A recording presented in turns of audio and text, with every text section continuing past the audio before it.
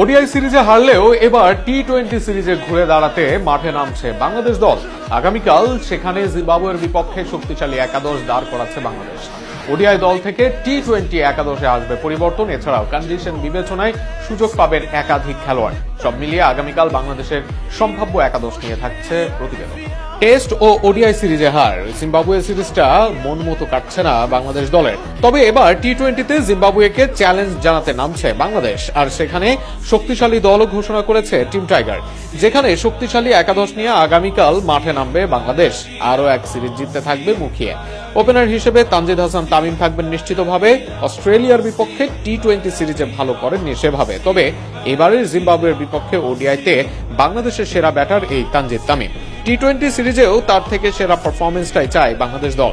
তামিমের সাথে ওপেনার হবেন সাইফ হাসান। সর্বশেষ টি-20 সিরিজে হেসেছিল সাইফের ব্যাট। শেষ ম্যাচেও দারুণ ব্যাটিং করেছিলেন তিনি। এই সিরিজেও তার থেকে ভালো কিছুর প্রত্যাশা দলের।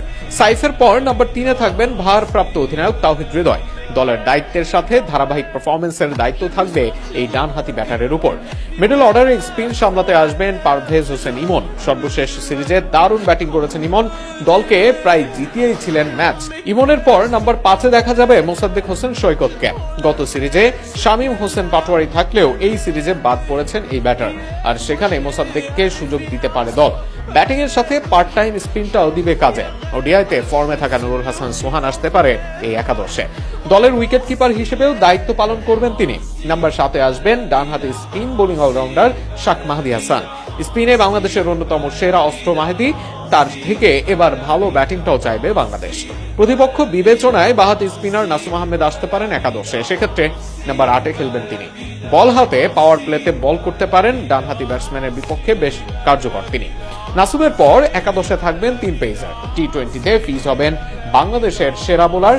পেস বোলিং অলরাউন্ডার হিসেবে সাইফুদ্দিন আসতে পারেন একাদশে। সাকলাইনের নিজেকে প্রমাণ করতে না পারার সুযোগ দিতে পারে সাইফকে। সেক্ষেত্রে ব্যাটিং অর্ডারেও নাসুমের এক ধাপ আসতে পারেন সাইফ। এরপর পেসার হিসেবে থাকবেন নাহিদ রানা। টি-20 সিরিজের শুরুটা এই গতিশীল পেসারকে দিয়েই করতে চাইবে বাংলাদেশ।